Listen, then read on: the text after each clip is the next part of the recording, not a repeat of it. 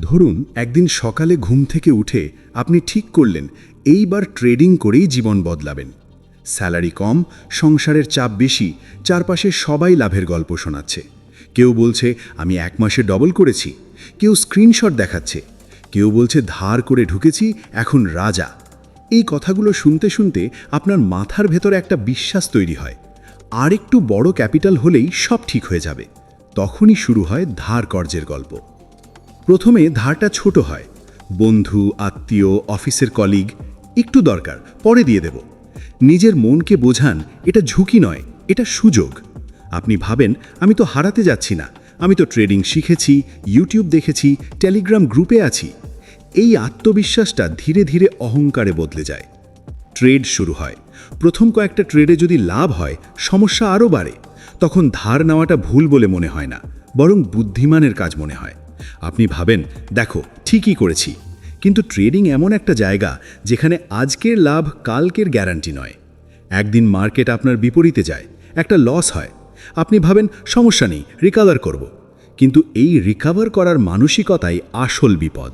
কারণ এই টাকা আপনার নয়, এটা কারো ঘামের টাকা, কারো বিশ্বাসের টাকা।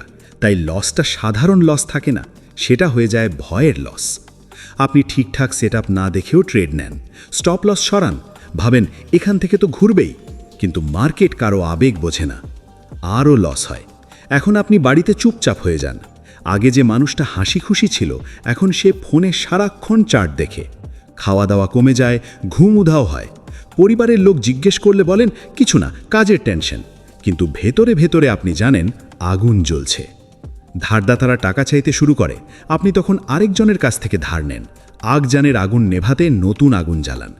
এই জায়গায় এসে ট্রেডিং আর ইনকাম সোর্স থাকে না, এটা হয়ে যায় জুয়ার মতো কিছু।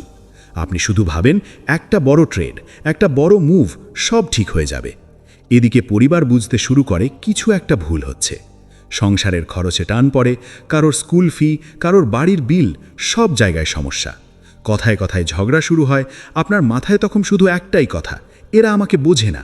আপনি নিজেকে একা মনে করতে শুরু করেন। এই একাকিত্ব আরও বিপজ্জনক, কারণ তখন আপনি বাইরের ভুল লোকেদের কথা বেশি শোনেন, যারা বলে ডারো না, অল ইন করো, যারা নিজের ক্ষতি লুকিয়ে শুধু লাভ দেখায়। আপনি তাদের বিশ্বাস করেন নিজের পরিবারের বিশ্বাসের চেয়েও। একদিন এমন একটা লস আসে যেটা আর লুকোনো যায় না। ধার এত বেড়ে যায় যে সুদের চাপ আসে, ফোন বাজতে থাকে, বাড়ির পরিবেশ বিষাক্ত হয়ে যায়। কথা বললেই ঝগড়া, নীরবতা থাকলেও টেনশন। ভালোবাসা ধীরে ধীরে সন্দেহে বদলে যায়। অনেক পরিবার এই জায়গায় ভেঙে যায়, কারণ সমস্যা শুধু টাকার নয়, সমস্যা বিশ্বাসের। পরিবার ভাবে আপনি আপনার ভবিষ্যৎ নিয়ে জুয়া খেলেছেন, আপনি ভাবেন কেউ আপনার কষ্ট বোঝেনি। এই দুই ভাবনার মাঝে সম্পর্ক চূর্ণ হয়ে যায়।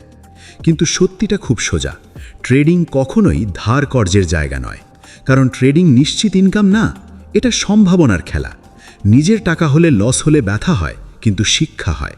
ধার করা টাকা হলে লস হলে ভয় হয়, আর ভয় থেকেই ভুল সিদ্ধান্ত জন্ম নেয়।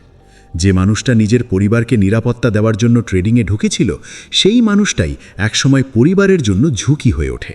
এটা ইচ্ছাকৃত নয়, এটা ধীরে ধীরে ঘটে। ছোট্ট একটা সিদ্ধান্ত, একটু ধার নিলে কি হবে, সেখান থেকেই সব শুরু। এই গল্পের শেষটা বদলানো যায় যদি আপনি বুঝতে পারেন ট্রেডিং ধনী হওয়ার শর্টকাট নয়, এটা একটা স্কিল, সময় আর ধৈর্যের খেলা। নিজের সেভিংসের একটা ছোট্ট অংশ দিয়ে শেখা যায়, হারলেও জীবন ভাঙে না, পরিবার ভাঙে না। ট্রেডিংয়ে ঢোকার আগে নিজেকে একটা প্রশ্ন করুন, এই টাকা হারালে আমার পরিবারের জীবনে কি প্রভাব পড়বে? যদি উত্তর হয় হ্যাঁ, বড় প্রভাব, তাহলে সেই ট্রেড নেওয়ার অধিকার আপনার নেই।